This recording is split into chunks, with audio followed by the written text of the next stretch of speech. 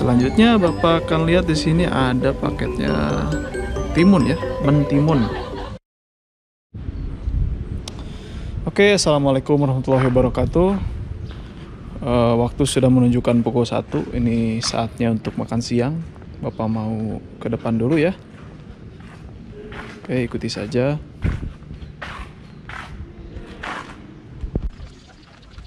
Nah, kita lewat pintu samping ya. Kalau pintu utama itu di sana. Ini pintu utama sekolah kita nih. Oke, kita menuju ke rumah makan Ponyo agar enak lah suasananya.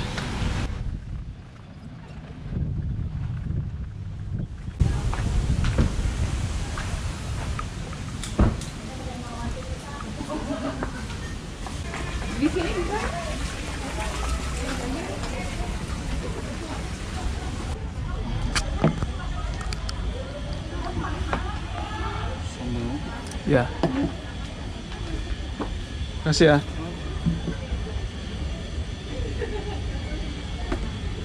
Nah, makanannya sudah ada depan Bapak, tapi karena ketika makan itu kita nggak boleh sampai bicara ya, jadi Bapak akan jelaskan dulu beberapa kandungan yang ada pada makanan ini, apa aja gitu kandungannya. Nah, yang pertama ada ini nih, nasi liwet ya, nasi liwet. Pak ambil sampelnya, nih nasi seperti ini. Nah, di dalam nasi sendiri kandungan yang paling banyak yaitu karbohidrat ya. Tetapi tidak hanya karbohidrat, tentu di sini juga ada lemak, kemudian ada juga protein. Kandungan mineral yang ada pada nasi ini ada sodium dan juga kalium. Jadi tidak hanya karbohidrat yang ada di sini, tapi ada juga kandungan yang lainnya. Nah, kemudian ini ada nih, yang paling khas dari Ponyo itu ayamnya. Ayamnya sangat lezat sekali dan bumbunya sangat khas ya. Nah, kandungan pada ayamnya itu, daging ayam, ini tentu yang paling banyak adalah protein ya, protein dan lemak. Tapi tidak hanya protein dan lemak, di sini juga ada terdapat vitamin, juga banyak vitamin A, B, D, E dan K gitu ya. Dan juga mineral. Jadi mineralnya sangat banyak. Mineralnya ada zinc, ada selenium, ada kalium, ada natrium, fosfor, tembaga, dan juga zat besi. Itu kandungan pada ayam. Selanjutnya Bapak akan lihat di sini ada paketnya timun ya, mentimun. Nah, untuk mentimun di sini ada kandungannya yaitu vitamin ya, jelas vitamin C dan vitamin K.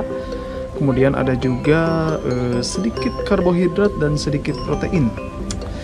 Lalu ada juga serat ya, serat bukan syarat. Nah, seperti itu. Dan juga ada kandungan mineral seperti magnesium. Itu pada timun. Lalu di bawahnya ada tomat nih. Nah, kandungan pada tomat ini sangat banyak vitamin C ya, untuk daya tahan tubuh gitu. Itu vitamin C. Dan juga ada beberapa mineral, terus serat dan sedikit karbohidrat ya, ada di sini. Lalu selanjutnya di sini ada selada ya. Ada selada atau lalapan selada. Nah, pada selada ini di sini terdapat vitamin A dan vitamin K yang sangat tinggi gitu. Kemudian ada juga mineral yaitu zat besi, kalium, kalsium, folat dan juga serat ya. Ini tentu sangat baik sekali. Biar tampilannya bagus, Bapak simpan di sini. Nah, di sini ada sambal dan juga ikan asin. Nah, untuk ikan sendiri, ini ikannya, Bapak angkat ya. Ini potongan ikan asin. Orang Sunda mah nikmat banget makan ini. Dan juga sambal. Tentu kandungan ikan ya sangat banyak protein dan lain-lain. Nah, jadi untuk kandungan makanan itu sendiri sebetulnya tidak mutlak. Misal ini pada ayam itu terdapat protein. Nah, itu nggak selalu protein juga semuanya, nggak 100% protein. Ada vitaminnya, ada lemaknya juga di sini. Jadi kandungannya banyak gitu. Cuman yang mendominasi ya protein dan lemak. Terus nasi juga sama tadi ya. Jadi tidak hanya karbohidrat saja yang ada pada nasi, tapi juga ada kandungan-kandungan lainnya. Tapi yang paling mendominasi adalah karbohidrat gitu. Nah itu tentang kandungan makanan yang ada di depan Bapak ini. Bapak akan lanjut makan dulu. Karena makan itu adabnya tidak boleh sambil berbicara, jadi Bapak nggak akan ngomong ya ketika makan. Kalian cukup lihat aja dari rumah. Yang lapar ya silakan datengin ke rumah makan Ponyo, oke?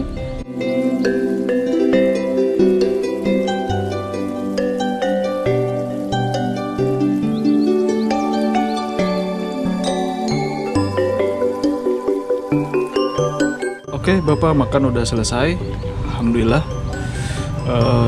Tinggal ya sisa tulang-tulang dan lain sebagainya. Pokoknya nikmat banget nih makan di Ponyo. Nikmat banget, apalagi ditemani secangkir teh hangat ya. Bapak minum dulu nih. Alhamdulillah. Mantap, Ponyo mantap. Kita lanjutin pembelajarannya ya. Kita lanjutkan, kita bahas tentang kandungan dan nutrisi makanan beserta fungsi-fungsinya. Oke, Pak akan beresin dulu ini. Baik, kita hari ini belajarnya di sini aja ya, sambil menikmati suasana saung Ponyo yang pokoknya mantap. Ini sebetulnya bikin pikiran jadi tenang gitu kalau diam di sini tuh. Suasana lihat aja nih, pohonan, suasana saung kayak di pedesaan gitu ya, kayak di alam gitu. Ini emang natural banget nih. Oke, kita mulai pembelajarannya. Nah, yang akan kita bahas adalah tentang nutrisi dan kandungan makanan, ya. Jadi, yang pertama, kita akan bahas karbohidrat. Fungsi dari karbohidrat itu sendiri adalah sebagai sumber energi untuk melaksanakan aktivitas sehari-hari. Kemudian, fungsi yang kedua adalah sebagai cadangan makanan. Nah, contoh makanan yang mengandung karbohidrat antara lain adalah beras atau nasi, kemudian jagung, lalu kentang, dan gandum. Pada makanan itu terdapat banyak karbohidrat. Kemudian yang kedua adalah protein. Pada masa pertumbuhan, protein berfungsi untuk menambah sel-sel baru dalam tubuh. Pada orang dewasa, yang tentunya pertumbuhannya telah berhenti, maka protein akan berfungsi untuk mengganti sel-sel tubuh yang rusak. Protein juga membantu dalam pembentukan enzim dalam pencernaan.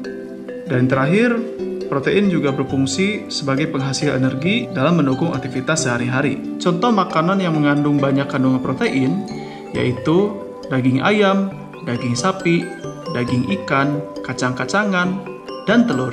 Oke, selanjutnya kita bahas tentang lemak. Nah, lemak berfungsi sebagai yang pertama adalah pelarut vitamin. Jadi ada beberapa vitamin yang larut di dalam lemak, yaitu vitamin A, D, E, dan K. Fungsi selanjutnya adalah sebagai sumber energi.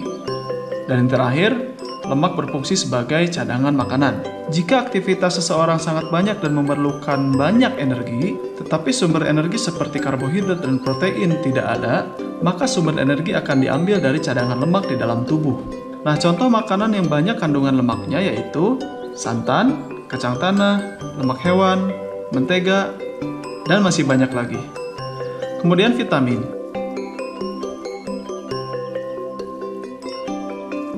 Vitamin berfungsi untuk mengatur dan melindungi fungsi tubuh. Nah, vitamin ada yang larut di dalam air dan ada yang larut di dalam lemak. Vitamin yang larut di dalam air yaitu vitamin B dan vitamin C. Adapun vitamin yang larut di dalam lemak yaitu vitamin A, D, E, dan K.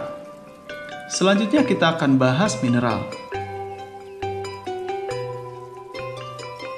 Mineral berfungsi sebagai zat pengatur tubuh agar proses metabolisme berjalan dengan optimal. Contoh dari mineral itu ada kalsium, baik untuk tulang, kemudian fosfor, baik untuk otot, dan juga zat besi untuk penyusun hemoglobin di dalam darah. Nah, yang terakhir kita bahas air ya.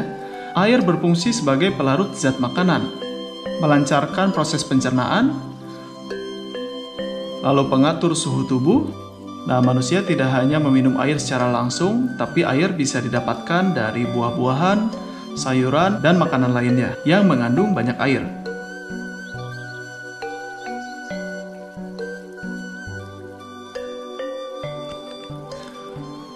Nah, tentu saja kalian mungkin bertanya-tanya bagaimana caranya makanan itu bisa diproses di dalam tubuh ya. Nah, maka proses makanan dibagi menjadi 4. Yang pertama, makanan masuk melalui mulut. Kemudian yang kedua, makanan itu harus dicerna agar sesuai dengan yang dibutuhkan oleh tubuh. Nah, selanjutnya hasil dari pencernaan itu, sari-sari makanan akan diserap oleh tubuh manusia, lalu diedarkan ke seluruh bagian tubuh. Sisa dari zat makanan yang tidak diserap itu akan dikeluarkan. Nah, tentu ini ada istilah atau nama lainnya di dalam biologi. Proses pertama itu disebut dengan ingesti, kemudian digesti, diserap sama dengan absorpsi, dan pengeluaran makanan disebut dengan defekasi. Nah, ada 2 jenis proses pencernaan.